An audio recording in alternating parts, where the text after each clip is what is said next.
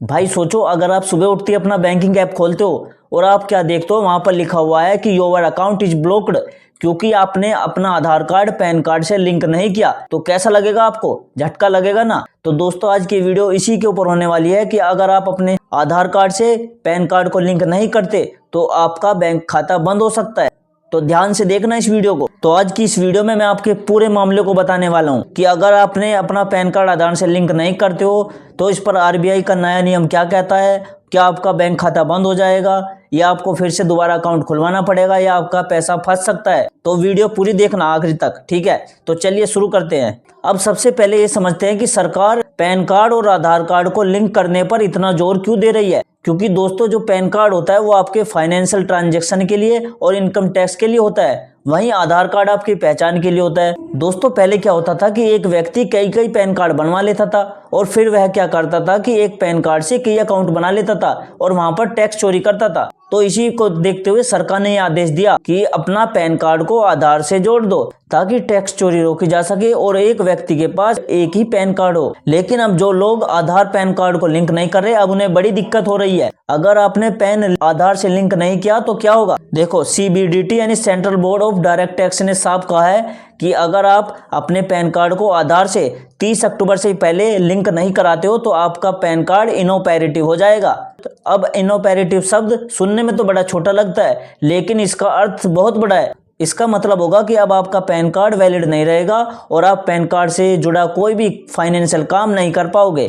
अगर आप ये काम नहीं करते हो तो आपका बैंक अकाउंट बंद हो जाएगा, आपका mutual fund, bank FD freeze हो सकती है और क्रेडिट कार्ड और लोन आपके रिजेक्ट हो सकती है और इनकम टैक्स रिटर्न भी आपका बंद हो सकता है। अब सोचो, अगर आपका पैन इनएक्टिव है और आपका बैंक अकाउंट पैन केवाईसी पर आधारित है तो सोचो अब आपका क्या होगा। देखो, ऑफिशियली आरबीआई ने ऐसा तो नहीं कहा कि अगर आप पैन कार्ड को आधार से लिंक नहीं करोगे तो आपका बैंक खाता बंद हो जाएगा, लेकिन ध्यान दो, इनकम टैक्स के हिसाब से अगर आपका पैन कार्ड इनएक्टिव है तो आप कोई भी फाइनेंशियल ट्रांजैक्शन करने में आपको परेशानी होगी और आपका कोई भी फाइनल ट्रांजैक्शन नहीं हो पाएगा। इसका मतलब ये हुआ कि आपका बैंक अकाउंट तो बंद नहीं होगा लेकिन आपका ट्रांजैक्शन से रिलेटेड कोई भी काम नहीं होगा। तो भाई ये बहुत ध्यान से देखने वाली बात है, ठीक है। मतलब आपका अकाउंट टेक्निकली तो ओपन रहेगा लेकिन आप अपने खाते में ना तो पैसे जमा कर पाओगे और ना ही निकाल पाओगे जब तक आपका पैन आधार लिंक नहीं हो जाता। मतलब आपका अकाउंट टेक्निकली तो ओपन रहेगा लेकिन आप ना तो उसमें पैसे जमा कर पाओगे और ना ही निकाल पाओगे जब तक आप अपने आधार से पैन कार्ड को लिंक नहीं करा देते। और अब तो कई बैंकों ने, जैसे एसबीआई ने, पीएनबी ने, एचडीएफसी ने, लगभग सभी बैंकों ने अपने कस्टमर्स को यानी अपने बैंक खाता धारकों को मैसेज भेजना भी शुरू कर दिया है कि अगर आपने पैन को आधार से लिंक नहीं करवाया तो आपका अकाउंट फ्रीज किया जा सकता है। तो बैंक भी इसको लेकर सख्त हो रहे हैं। दोस्तों, अब बात करते हैं डेडलाइन की, यानी ये कब तक आप काम करवा सकते हो। देखो, जो बैंकों ने लास्ट डेट जो बताई थी वो थी 30 सितंबर 2025, लेकिन अब ये बैंकों ने टाइमलाइन बढ़ा दी है। अब ये कर दिया है 30 अक्टूबर तक आप अपने पैन कार्ड को आधार से लिंक करा सकते हैं। किसी भी बैंक में जाकर या किसी भी साइबर कैफे पर जाकर आप अपने पैन कार्ड को आधार से लिंक करा सकते हैं। लेकिन 30 अक्टूबर से पहले अगर आप आधार को पैन से लिंक नहीं करवाते हो तो आपको 1000 रुपये लीड फीस देनी पड़ सकती है। अगर आप उसके बाद ये 30 अक्टूबर के बाद ये काम करवाओगे तो आपको 1000 रुपये फीस देनी पड़ सकती है। तो जल्दी से जल्दी जुर्माने से बचिए और अपने पैन को आधार से लिंक कराइए। देखिए, मैंने आपको बता दिया कि पैन और आधार को लिंक तो करना है। देखो, अगर आप टेक्निकल नॉलेज रखते हो इंटरनेट की तो आप इसे खुद भी कर सकते हो। सबसे पहले आप इनकम टैक्स की वेबसाइट पर चले जाओ, वहां पर आपको पैन आधार लिंक का एक पॉपअप दिखेगा और वहां पर क्लिक करके अपने पैन को आधार से लिंक कर सकते हो।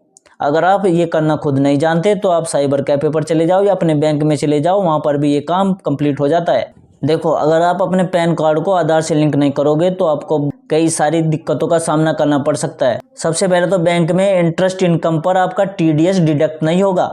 दूसरा, आपका पैन इनवैलिड दिखेगा। तीसरा, आपकी आईटीआर फिलिंग रिजेक्ट हो सकती है। और अगर आप कहीं पर भी इन्वेस्ट करने की सोचते हो तो वहां पर आपका इन्वेस्टमेंट फेलिड नजर आएगा।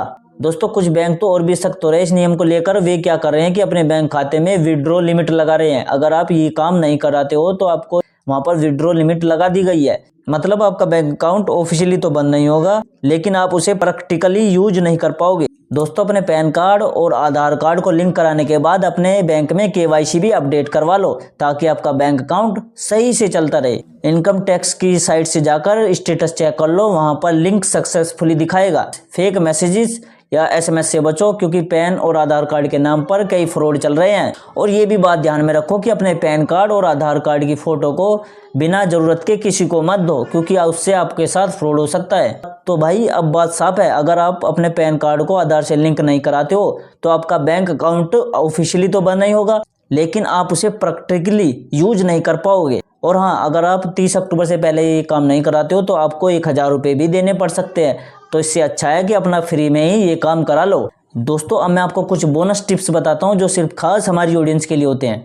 देखो, सबसे पहले अपना पैन कार्ड और आधार कार्ड को लिंक करने के बाद अपनी बैंक में केवाईसी अपडेट जरूर करा लो या अपने बैंक ऐप में जाकर भी केवाईसी अपडेट करा लो। इससे आपका डेटा रिफ्रेश हो जाएगा और आपका अकाउंट स्मूथली चलेगा, उसमें आगे कोई दिक्कत नहीं आनेगी। तीसरा, पैन आधार का स्टेटस चेक करो कि वो लिंक हुआ या नहीं। आप इनकम टैक्स की वेबसाइट पर जाकर वहां पर आप चेक कर सकते हो कि सक्सेसफुल हुआ कि नहीं। तीसरा, पैन और आधार को लिंक करने के लिए सिर्फ आप इनकम टैक्स की ऑफिशियल वेबसाइट का यूज करो। फेक वेबसाइट के चक्कर में मत पड़ो, वहां पर आपके साथ फ्रॉड हो सकता है। अगर आप लेट इस काम को करते हो तो वहां पर आपको 1000 रुपये फीस देनी पड़ सकती है। तो आप क्या करो कि ऑफिशियली जो आधार की वेबसाइट है वहां पर पेमेंट करो, किसी एजेंट को या किसी फेक वेबसाइट को ये पैसे मत दें। दोस्तों आप अपने पैन कार्ड को और आधार कार्ड को एसएमएस के माध्यम से भी आप लिंक करा सकते हो। आपको क्या करना है कि आपको अपने मोबाइल के मैसेज बॉक्स पर जाना है और वहां पर टाइप करना है UIDPAN, अपना आधार नंबर और फिर पैन नंबर, और फिर आपको जो मैसेज भेजना है वो आपको भेजना है 567678 या 561 या 61। ठीक है, इस पर आपको ये मैसेज टाइप करके अपना आधार कार्ड और पैन कार्ड नंबर टाइप करके भेज देना है। आपका ये काम कंप्लीट हो जाएगा। आपको इसका मैसेज भी आ जाएगा कि आपका पैन आधार लिंक हुआ या नहीं। ठीक, जब आपका ये पैन कार्ड और आधार कार्ड लिंक हो जाते हैं तो आप एक इसका स्क्रीनशॉट ले लो, उसका इमेज आप अपने मोबाइल गैलरी में रखो क्योंकि वो कहीं भी काम आ सकता है। आपके इनकम टैक्स रिटर्न में आपके काम आ सकता है या कहीं बैंक में आपके ये स्क्रीनशॉट काम आ सकता है। दोस्तों जो सबसे आखिरी और इम्पोर्टेंट टिप्स है वो है अपने बैंक खाते को टाइम टू टाइम अपडेट रखो, उसमें केवाईसी अपडेट करा लो, अपना मोबाइल नंबर अपडेट करा लो ताकि आपको बैंक में अगर आपके पैसे निकलते हैं या आप जमा करते हो तो आपको उसका मैसेज आ जाए, आपको पता चलता रहे कि मेरे अकाउंट्स में क्या हो रहा है और कितना जमा हो रहा है क्रेडिट। ठीक है, तो दोस्तों आपकी ये वीडियो पूरी समझ में आ गई होगी कि आपको पैन और आधार को लिंक कैसे करना है और अगर आप इसे नहीं करते हो तो आपको इसका क्या नुकसान होगा। और अगर आप अपने पैन और आधार कार्ड को लिंक कर लेते हो तो मेरे वीडियो के कमेंट में यस जरूर लिख देना। दोस्तों आप मेरी वीडियो कहाँ से देख रहे हो और आपके राज्य और अपने शहर का नाम मेरे वीडियो के कमेंट में जरूर लिख देना। और अगर आप बैंकिंग से रिलेटेड वीडियो रोज देखना चाहते हो तो मेरे चैनल को सब्सक्राइब कर लो क्योंकि मैं रोज ऐसी वीडियो डालता हूं, क्योंकि आज के ज़माने में बैंकिंग से रिलेटेड जानकारी हर व्यक्ति को होनी चाहिए ताकि उसे कोई फाइनेंशियल दिक्कत ना। मिलते हैं अगली वीडियो में, तब तक के लिए जय हिंद, जय भारत।